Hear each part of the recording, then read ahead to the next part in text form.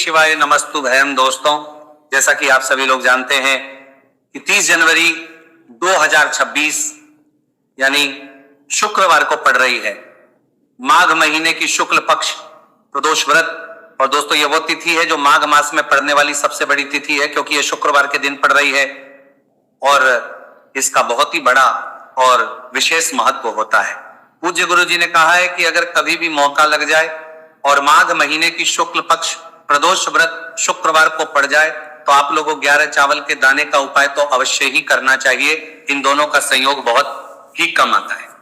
इसी के साथ में गुरु जी ने अपने शिव पुराण कथा में बताया है कि इस दिन आपको 11 चावल दाने का उपाय तो आपको अवश्य ही करना चाहिए, क्योंकि ऐसा दिन पूरे साल में सिर्फ एक ही बार आता है। दूसरी बात यह निकल कर आती है कि इस 11 चावल के दानों को हमें लेना कहां से होता है और हमें इस उपाय को करने के साथ में क्या और कुछ भी सामग्री ऐसी होती है जो शिव जी के मंदिर लेकर जानी पड़ रहती है।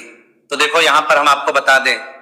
सबसे पहले आप लोग ये जान लो कि ये जो 3 चावल के दाने वाला उपाय है, सिर्फ और सिर्फ आप उपाय की सामग्री लेकर कभी भी शिव जी के मंदिर मत जाना, क्योंकि हमें भगवान के सामने ये नहीं दर्शा है कि अगर हम भगवान शिव जी के मंदिर आए हैं तो अपने फायदे के लिए आए हैं। तो इसीलिए जो भी पूजन सामग्री है, उपाय सामग्री है 11 चावल के दाने। इसके साथ में आपको पूजन सामग्री भी जरूर लेकर जाना है। देखो, अगर सुबह के समय उपाय कर रहे हो तो सीधी सी बात है, 1 लोटा जल तो आप लेकर जाओगे ही जाओगे। वही 1 लोटा जल अगर मिट्टी का जल हो तो बहुत अच्छा रहेगा। मिट्टी का जल कैसे बना आता है, इसके लिए हमने पहले से बहुत सारी वीडियोस बना दी है आपके पास। इस दिन एक आखिरी मौका रहेगा, मिट्टी का जल शिव जी पर चढ़ने का और उपाय को करने का बहुत बड़ा आपको इस दिन फल मिलेगा। तो इसीलिए इस दिन हो सके तो भाई मिट्टी का जल चढ़ाना, तो अपने साथ में कम से कम 1 लोटा जल तो आपको लेकर जाना ही जाना है। अगर मिट्टी का जल नहीं है तो घर का जल भी आप इस्तेमाल कर सकते हो। इसके अलावा जो भी पूजन सामग्री है, देखो 11 के दाने ये अलग आपके रहेंगे और जो आपकी पूजन सामग्री रहेगी वो अलग रहेगी। पूजन सामग्री में आप जो भी चीज लेकर जाना चाहे वो लेकर जा सकते हैं। एक बेलपत्र भी लेकर जा सकते हैं, उसमें कोई भी दिक्कत वाली बात नहीं है।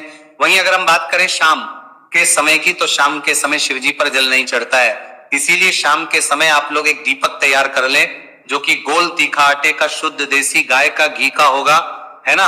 इस बात का आप लोगों को ध्यान करना है और इस दीपक को आपको घर से जलाकर नहीं लेकर जाना है, भगवान शिव जी के मंदिर में जाकर ही जलाना है। इस बात का भी आप लोगों को ध्यान रखना है।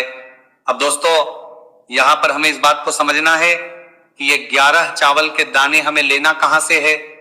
क्या हमें दुकान से लेकर आना है, या हमें अपने घर से लेना है, या कहां से लेकर आना है, और कौन से चावल लेना है, क्योंकि चावल भी बहुत प्रकार के होते हैं। तो देखो, इन सभी सवालों के जवाब आप लोग एक बात में सुन लो कि भाई जो उपाय है, इस उपाय में आपको ये नहीं देखना है कि भाई कौन से चावल है कौन से चावल नहीं है।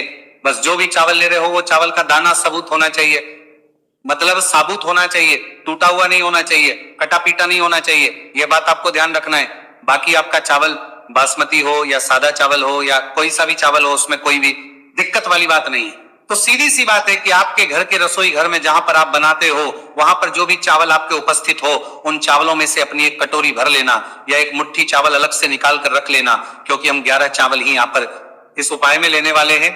तो हमें ये चावल के दाने गिनकर निकालने पड़ेंगे। इस बात का आप लोगों को ध्यान रखना है। तो अपने उस चावल की कटोरी में से या चावल में से 11 ऐसे चावल के दाने आप लोग निकाल लो जो कि टूटे हुए ना हो, कट्टे पीटे ना हो, कोई दाग ना लगा हुआ हो, है ना। अच्छे साबुत चावल के दाने 31 दाने आप लोग निकाल कर रख लो और इन्हें किसी भी एक कागज की पड़िया में या किसी एक छोटी सी कटोरी में आप लोग रख लो, ताकि ये सुरक्षित रहे। आपके एक भी चावल का दाना इधर उधर ना हो और आपका उपाय भी पूरा अच्छे से हो जाए। तो भाई, जैसे ही आपका उपाय की जो सामग्री है 11 चावल के दाने ये तैयार हो जाते हैं, उसके बाद में आपको जो भी अपनी पूजन सामग्री है सुबह समय कर रहे हो तो 1 लोटा जल और 1 बेलपत्र या पूजन सामग्री जो लेकर जाना चाहो उसकी भी तैयारी कर लेना।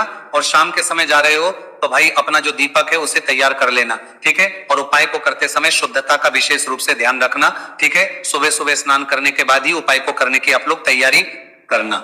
उसके बाद अगर शाम के समय की बात करें तो शाम के समय आपको स्नान करने की जरूरत नहीं है, पर शुद्धता ध्यान रखना है। आपको स्नान तो नहीं करेंगे, आप हाथ मुंह धोकर भी इस वाले उपाय को शाम के समय प्रदोष काल में कर सकते हैं। इसमें कोई दिक्कत वाली बात नहीं है। तो आप अपने उपाय की पूरी सामग्री तैयार करके आपके पास ही में जो आपका शिव मंदिर हो वहां पर पहुंच जाइए। सबसे पहले शिव मंदिर में जाकर आप लोगों को उपाय नहीं करना है, पहले भगवान के दर्शन करना है, भगवान से आशीर्वाद प्राप्त करना है, फिर शिव जी की शिवलिंग के पास में आना है।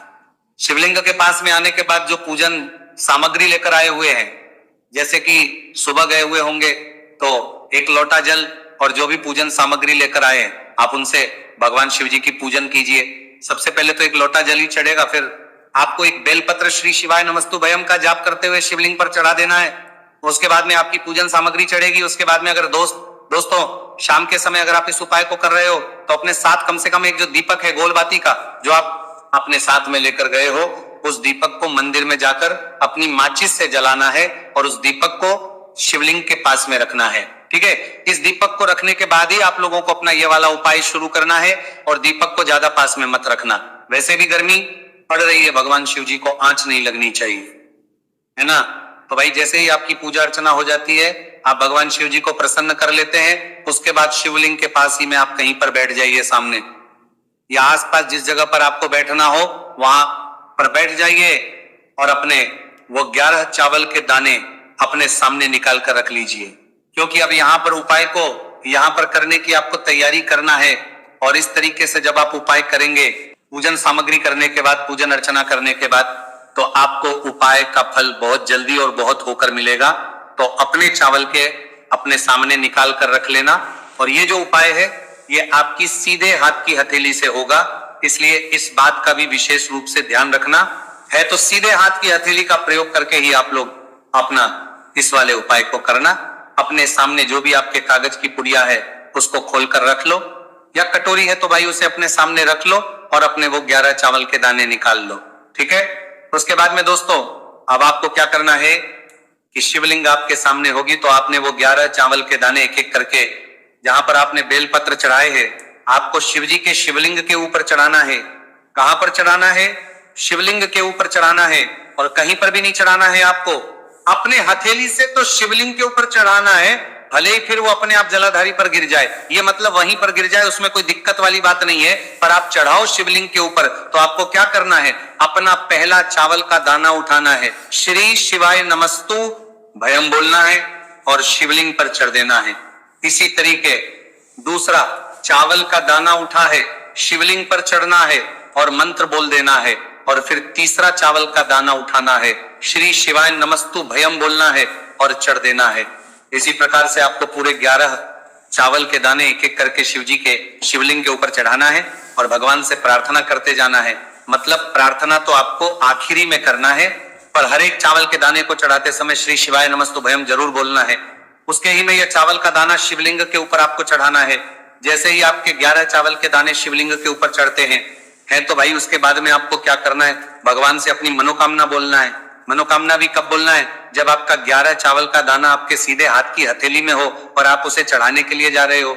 श्री शिवाय नमस्तु भयम बोलकर उस आखिरी चावल के दाने को शिवलिंग के ऊपर चढ़ा देना।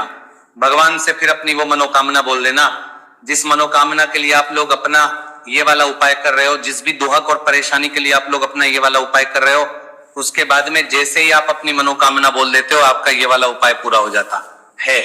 पर दोस्तों उपाय को करने के बाद आप लोगों को 2 मिनट भगवान शिव जी के मंत्र का जाप जरूर करना है। और मंत्र का जाप करने के बाद भगवान से एक और बार करना है अपनी मनोकामना के लिए या अपनी जो भी दुख और परेशानी है उसके लिए। इसके बाद में आप लोग भगवान को देखकर भगवान से प्रार्थना करके उनसे आशीर्वाद लेकर वहां से उठ सकते हैं और अपने घर पर जा सकते हैं। बस दोस्तों यहाँ पर ये वाला उपाय पूरा हो जाता है। इस तरीके से जो भी व्यक्ति छोटी छोटी चीज का ध्यान रखते हुए इस 11 चावल के दाने वाले उपाय को करेगा, निश्चित सी बात है उसे उसकी मनोकामना पूरी होगी और जो भी दुख और परेशानी है वह भी बहुत ही जल्दी दूर होंगे। तो दोस्तों ये थे पूज्य गुरु जी द्वारा बताए गए कुछ बहुत ही खास उपाय।